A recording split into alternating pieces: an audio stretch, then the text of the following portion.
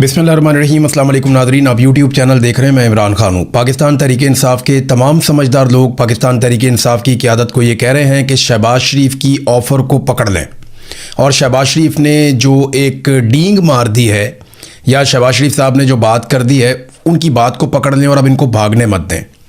इन्हें कहें कि इंक्वायरी करवाएँ 2018 के इंतखाबात की भी और 2024 के इंतखाबात की भी। इनका कोई कंपैरिजन ही नहीं है।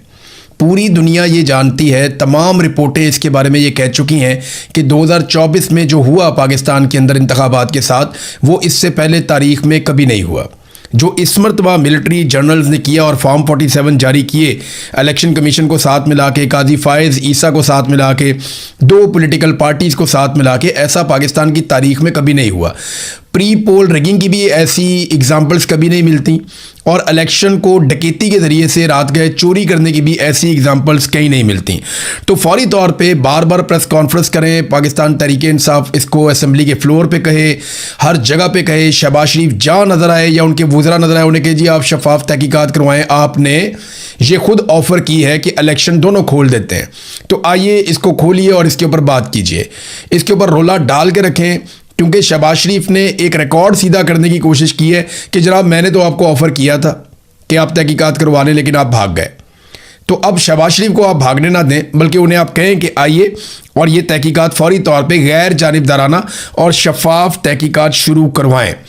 नाज़रीन, एक स्टेटमेंट जावेद हाशमी साहब ने दिया, क्योंकि मैंने एक दिन पहले ये ख्वाहिश का इजहार किया था कि मैं उनका इंतज़ार कर रहा हूँ कि वो कब स्टेटमेंट देते हैं। तो उन्होंने मारंग बलोच के हवाले से एक स्टेटमेंट दिया है। तो पहले मैं आपको स्टेटमेंट उनका पढ़ के ज़रूर सुनाऊँगा।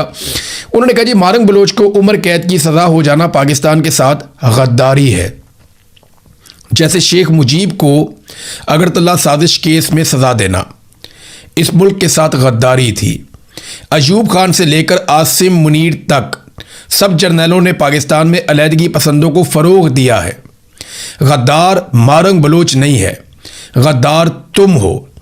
एक आर्मी चीफ दुनिया के स्टेज पर हमारे मुल्क के वज़ीर आज़म की आईनी हैसियत को सानवी कर रहा है, यानी वो आगे आगे जा रहा है और वज़ीर आज़म पीछे पीछे जा रहा है। जो पहले ही गैर आईनी वज़ीर आज़म है, यानी वज़ीर आज़म तो पहले भी गैर आनी है, तो आर्मी चीफ उसको अब जो है उससे आगे आगे चल रहा है और उसकी हैसियत को सानवी कर रहा है। इसकी आईनी सज़ा आसिम मुनीर को ही भुगतनी पड़ेगी। ये नाज़रीन जावेद हाशमी साहब का 2 हवालों से ट्वीट है। एक तो मारंग बलोच के साथ जो ज़्यादती हुई, तारीखी हवाला भी उन्होंने दिया, और दूसरा उन्होंने कहा कि जो आसिम मुनीर इस वक्त पाकिस्तान में जमहूरियत के साथ कर रहे हैं और वो डिप्लोमेसी का काम कर रहे हैं जो उनके हलफ से मुतसादिम है, वो ये काम कर नहीं सकते। आर्मी चीफ की हैसियत से वो एक सरकारी सर्वेंट हैं और उन्होंने अपना काम करना है, तो यहाँ पे भी उन्हें सज़ा भुगतनी पड़ेगी। ये जावेद हाशमी साहब ने स्टेटमेंट दिया है।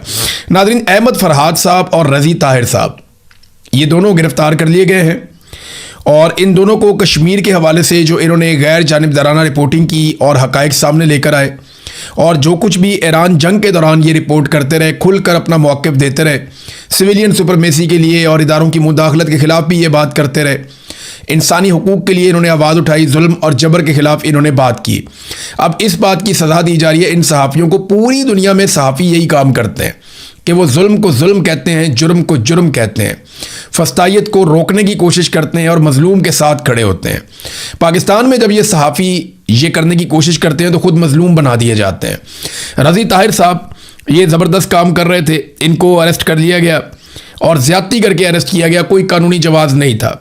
इसी तरह अहमद फरहाद साहब हैं, उनको भी गिरफ़्तार किया गया और उनको 3 MPO के तहत पहले पता चला। अब इतलात आती रहती हैं, चेंज होती रहती हैं, सिस्टम कुछ बताता ही नहीं है, लेकिन ये बड़ी सख्त ज़्यादती है। इनको फौरी तौर पर रिहा करना चाहिए और आप सब इनके हक़ में आवाज़ उठाएं, ज़ोरदार तरीके से आवाज़ उठाएं। कश्मीर से मुझे एक इन्फॉर्मेशन मिली है, कुछ लोग जो एस्टेब्लिशमेंट के लोगों से बातचीत कर रहे थे, उन्हें जो एस्टेब्लिशमेंट है उसने एक पैगाम दिया है और बड़े वाज़े अंदाज में कहा कि 4 लोगों को तो हम नहीं छोड़ेंगे, जहाँ हमें मिलेंगे हम इनको मारेंगे। एक के ऊपर कातिलाना हमला पहले हुआ है, उसे मारने की कोशिश की गई लेकिन वो बच गया, उमर नज़ीर कश्मीरी।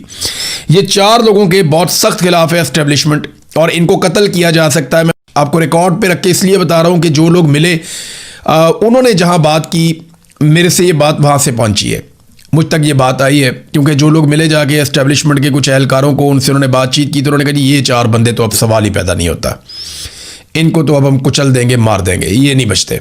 इनको तो एलिमिनेट करेंगे। तो वो जो 4 बंदे हैं उनमें ईमान कश्मीरी हैं, शौकत नवाज मीर हैं, उमर नज़ीर है और मेहरान ख्वाजा हैं। इन 4 लोगों की जान खतरे में है। कश्मीरियों को देखना पड़ेगा कि उनके ये बेटे उनके लिए आवाज़ उठा रहे थे। ना इन्होंने MNA बनना है, ना कोई इन्होंने मिनिस्ट्रियाँ लेनी है, ना इन बेचारों ने कोई बहुत बड़े बड़े कारोबार करने हैं, ना इनमें से कोई वज़ीर आज़म का उम्मीदवार है, ना इनमें कोई सदर का उम्मीदवार है। ये बेचारे दुकानदार टाइप लोग हैं, किसी की बेकरी है, किसी की किताबों की दुकान है, कोई छोटा मोटा और कारोबार करता है।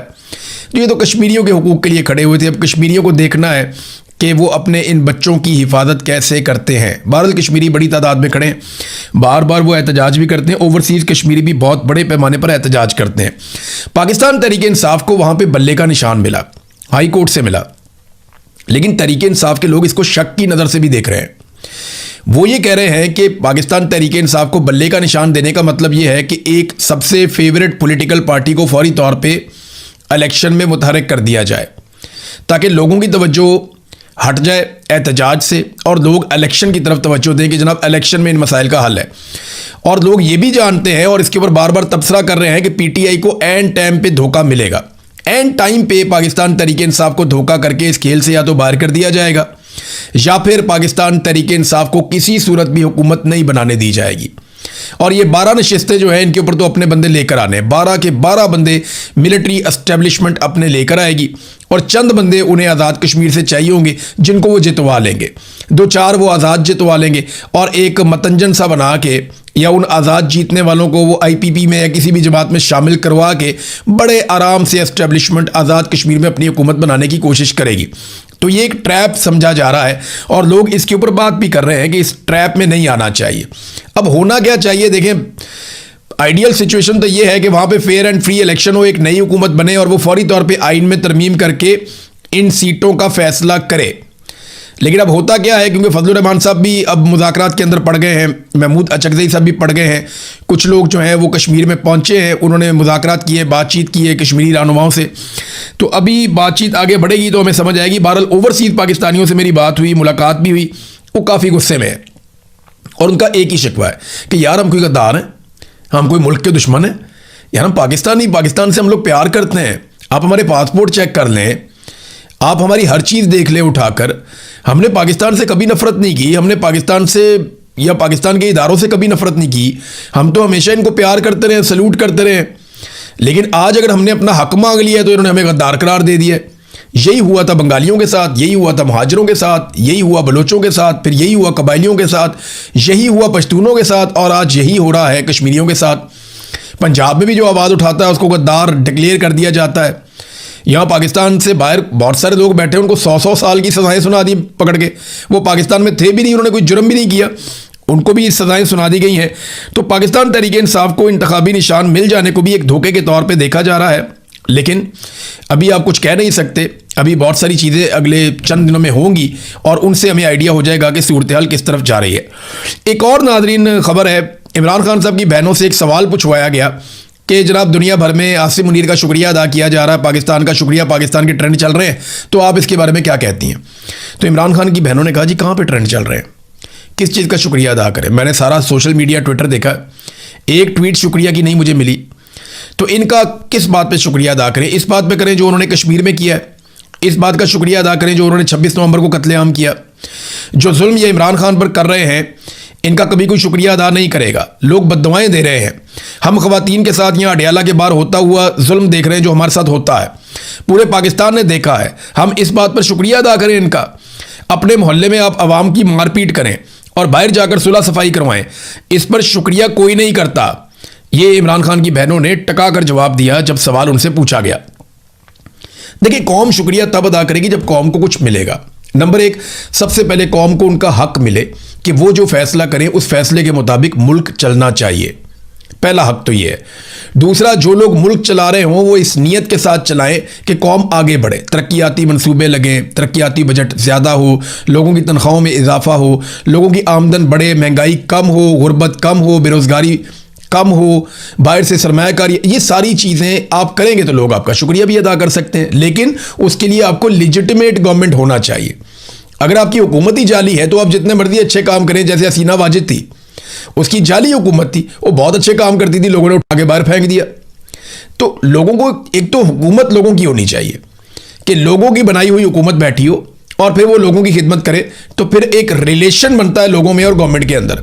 यहां आसिम मुनीर साहब ने 2023 में ताजरों से एक मुलाकात की थी, जब ये गल्फ ममालिक के विजिट वगैरह कर रहे थे। तो उस वक्त आसिम मुनीर साहब ने कुछ दावे किए थे। एक फील्ड मार्शल, आसिम मुनीर उस वक्त नहीं थे फील्ड मार्शल, तो इन्होंने कहा था 1 साल के अंदर पाकिस्तान की इकॉनमी मुकम्मल तौर पर दुरुस्त हो जाएगी और पाकिस्तान तरक्की की मनाजिल तय कर जाएगा 1 साल के अंदर, और 1 साल बाद एक बिल्कुल डिफरेंट पाकिस्तान होगा। ये उन्होंने ताजरों से बातें करते हुए आसिम मुनीर साहब ने कहा था।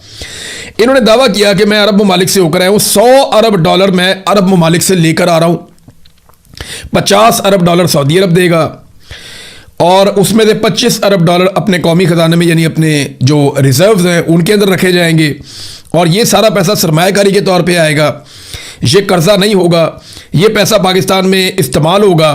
लेकिन इसके बावजूद अभी तक आसिम मुनीर साहब ने जब ये बात की थी, अब 4 साल हो गए इस बात को, लगभग 3.5 साल, ₹1 की इन्वेस्टमेंट नहीं लेकर आए, बल्कि यूएई ने जो हमें पैसे दिए थे उन्होंने वापस मांग लिए, और वो पैसे वापस करने के लिए हमने सऊदी अरब से कर्जा ले लिया।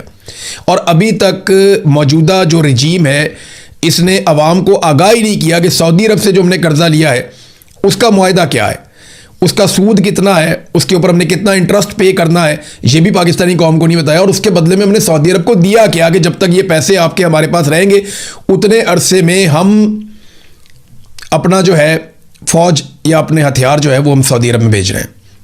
हमने ये भी किया ना। तो वो मुआहदा क्या है? ना दिफाई मुआहदा हमने देखा, ना हमने वो मुआहदा देखा जिसमें पाकिस्तान ने सऊदी अरब से कर्जा लिया है, वो पैसा लिया है, किस बुनियाद पे लिया है, किस तरह वापस करना है, उसके ऊपर कितना सूद पड़ेगा, ये हमें नहीं पता, ना हमें कोई बता रहा है। तो बैरूनी दौरे इन्होंने रिकॉर्ड लगा दिए, दौरे कर करके। तो जब अमेरिका को ज़रूरत पड़ी तो अमेरिका के काम आते आते इन्होंने एक अच्छा काम कर दिया कि इस खित्ते के अंदर जो एक लड़ाई चल रही थी उसमें सुलह के लिए अपना किरदार अदा कर दिया। तो ये बड़ी अच्छी बात है, लेकिन इससे आम पाकिस्तानी को जो मिलना चाहिए था वो तो नहीं मिला। इन दौरों के नतीजे में इन्वेस्टमेंट आनी चाहिए थी। जितने दौरे इन्होंने आज़रबाईजान के करने थे, यानी बेशुमार दौरे, पूरे खानदान ने टब्बर सारा जाता है मुड़ आज़रबाईजान, और मुझे पता है क्यों जाते हैं। तो आज़रबाईजान के इन्होंने इतने दौरे किए, वहाँ से $2 अरब आना था, अभी तक नहीं है। कहाँ है $2 अरब जो इन्होंने आज़रबाईजान से लेकर आना था? मेरे ख्याल में इतना पैसा तो इन्होंने वहाँ जा के खर्च कर देना है जितना पैसा इन्होंने आज़रबाईजान से लेकर आना था। नाज़रीन, अब थोड़ा सा इंटरनेशनल न्यूज़ की तरफ आपको लेकर जाऊंगा। मेरे पास एक बहुत बड़ी खबर है आज। इंटरनेशनल ये चल रहा है कि ईरान ने फौरी तौर पे जो IAEA को मुआयना करवाना था वो अभी नहीं करवा रहे, और डोनाल्ड ट्रंप ने कहा मुझे भी कोई जल्दी नहीं है, ये टाइम आएगा तो ये चीज़ें हो जाएंगी। लेकिन मिसाइल प्रोग्राम का कोई तज़किरा मौजूद नहीं है इस मुआहदे में। ये ईरानी सदर पाकिस्तान आए हुए, उन्होंने यहाँ पे कहा, और शहबाज शरीफ ने भी इसकी तायीद की कि ईरान का जो मिसाइल प्रोग्राम है उसका कहीं पे कोई तस्करा नहीं है। और ईरानी जो सदर है उन्होंने एक बात की, उन्होंने कहा जी हमारा जो मिसाइल प्रोग्राम है ना, इस प्रोग्राम की वजह से हमें ये सारी कामयाबी मिली है।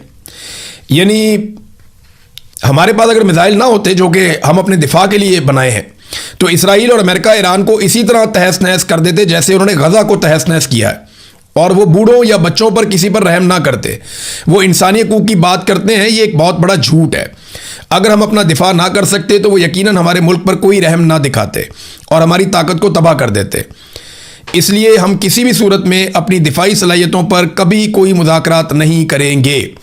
तो शहबाज शरीफ साहब ने कहा बैलिस्टिक मिसाइल तो दुनिया के मुल्कों के पास है, अगर ईरान के पास भी है तो इससे कोई प्रॉब्लम नहीं है, और ये मुआहदे का हिस्सा नहीं है। ये ईरान ने बड़ा कैटेगोरिकली, बड़ा क्लियरली उसने कह दिया। एक नाज़रीन खबर आई है ऐसी अमेरिका से कि वहाँ भूचाल मचा हुआ है और हड़बौंग मची हुई है कि ये क्या खबर है। मसला ये हुआ है कि अमेरिकी तैयारे का एक पायलट, आपको याद होगा, वो गिर गया था ईरान में, जिसको निकालने के लिए बहुत बड़ा ऑपरेशन अमेरिकन ने किया था। उसका तैयारा गिरा तो उसने इजेक्ट किया अपने आप को और वो ईरान की सरजमीन पे उतर गया। उसने ये बताया कि जब मैं अपने तैयारे से बाहर निकल रहा था तो मैंने ईरानी ड्रोन्स के एक गौल को देखा जो एक साथ मिलकर जेली फिश की तरह मुशाबत रखते हुए फॉर्मेशन में हरकत करने का मतलब यह कि हर ड्रोन दूसरे ड्रोन के साथ कनेक्टेड था। यानी उन्होंने हवा में जो शक्ल बनाई हुई थी वो एक मूवमेंट कर रहे थे और वो सिंक्रोनाइज थे एक दूसरे के साथ। उन सब ड्रोन्स की जो हरकत थी वो एक दूसरे के साथ कनेक्टेड थे। एक दूसरे के साथ फॉर्मेशन में हरकत कर रहे थे। फॉर्मेशन ये कहते हैं जैसे फौज चलती है ना, तो उन्हें पता है फॉर्मेशन क्या होनी चाहिए। कभी आपने देखा होगा स्टेडियम के अंदर तो लोग बहुत सारी शक्लें बनाते हैं, यानी नीचे परेड कर रहे होते हैं, अचानक से डी लिखा जाता है, अचानक से एफ लिखा जाता है, अचानक से कोई नाम लिख देते हैं, कोई परचम बना देते हैं, कोई फूल बना देते हैं। वो इस तरह के मुजाहरे करते हैं ना ग्राउंड के अंदर, जब आप देखते हैं स्टेडियम में। ये इसी तरह ड्रोन फॉर्मेशन के अंदर जा रहे थे। अब ईरान में अगर ये सलाहियत है तो अमरीकी इंटेलिजेंस जो है उसके अंदर एक नई बहस छिड़ गई है कि अगर ईरान ये कर सकता है और इस नामालूम ड्रोन सलाहियत को वो हासिल कर चुका है तो फिर बहुत बड़ी मुसीबत बन जाएगी। वो इस बात की तहकीकात कर रहे हैं कि या तो ये पायलट की कोई गलतफहमी है, वो ज़ख्मी था और वो नहीं समझ पाया, और अगर वो दुरुस्त समझ पाया और उसने वही चीज़ देखी है जो वो बता रहा है, तो इसका मतलब ये है कि बहुत जदीद मशीन ईरान तैयार कर चुका है जो मुस्तकबिल में बहुत मुश्किल से कोई कंट्रोल कर पाएगा कि एक फॉर्मेशन के अंदर ड्रोन्स हरकत कर रहे हैं। चाइना के पास इस किस्म की टेक्नोलॉजी है, वो ड्रोन्स के साथ कुछ आजकल फ़िज़ाई शोज़ वगैरह भी करते हैं, इस तरह की चीज़ें करते हैं, लेकिन वो छोटे ड्रोन्स होते हैं। ये जो खुदकुश ड्रोन्स हैं, अगर वो इस तरह मूव कर रहे हैं तो ये एक बड़ी मुसीबत बन जाएगी। नाज़रीन, दुनिया का सबसे ताकतवर कंप्यूटर, इसे सुपर कंप्यूटर कहते हैं। ये कितना ताकतवर है मैं आपको थोड़ा सा बता देता हूँ, और मैं आपको ये बताता हूँ कि ये कंप्यूटर चाइना ने बना लिया है। दुनिया का जो इससे पहले सबसे ताकतवर कंप्यूटर था वो अमेरिका के पास था।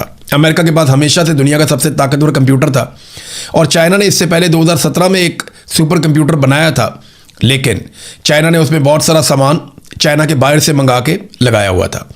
आज जो चाइना ने अपना सुपर कंप्यूटर बनाया है वो सारा का सारा कंप्यूटर चाइना ने अपने मुल्क में तैयार किया है, तो वो खुद कफील हो गया मुकम्मल तौर पे, और उसने दुनिया का सबसे कामयाब और सबसे तेज़ और नंबर 1 सुपर कंप्यूटर बना दिया है।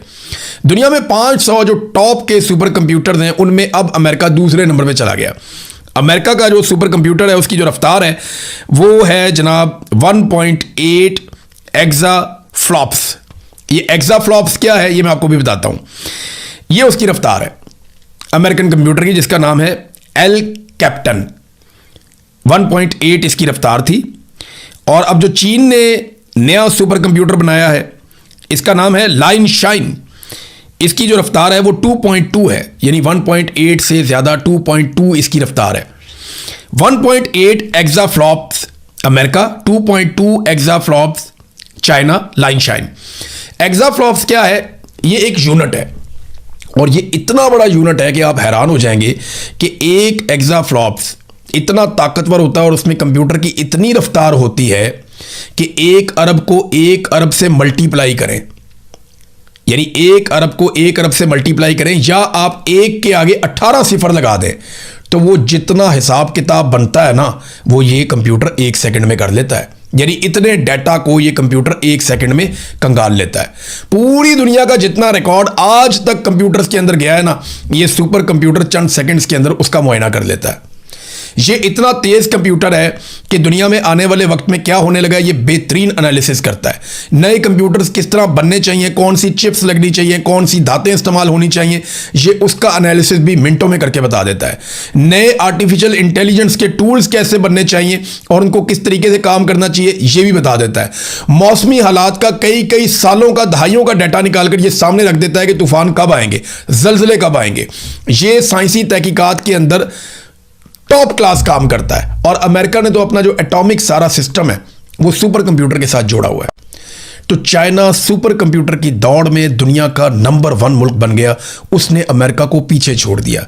1.8 एक्साफ्लॉप्स अमेरिका, जबकि 2.2 एक्साफ्लॉप्स चाइना। और मैंने आपको बताया कि ये 1 एक्साफ्लॉप्स इतना तेज है कि 1 अरब को 1 अरब से मल्टीप्लाई करें तो इतने बड़े डाटा का ये हिसाब किताब कर लेता है 1 सेकंड के अंदर। और ये एक नहीं है, ये 2.2 एक्साफ्लॉप्स है। अब तक के लिए इतने, अपना ख्याल रखिएगा, अपने चैनल का भी। अल्लाह हाफिज़।